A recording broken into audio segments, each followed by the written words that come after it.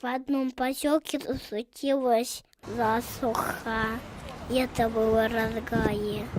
Светский священник назвал зрителей в храм молиться о дожде. Народу собралось много.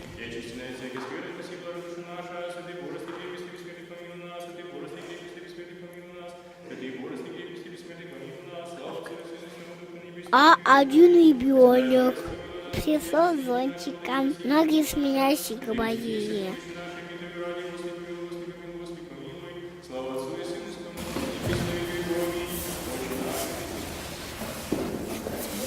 Зачем ты принесла зонтик?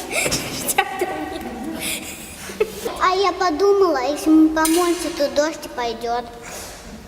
когда народ вышел из храма, на улице лил дождь.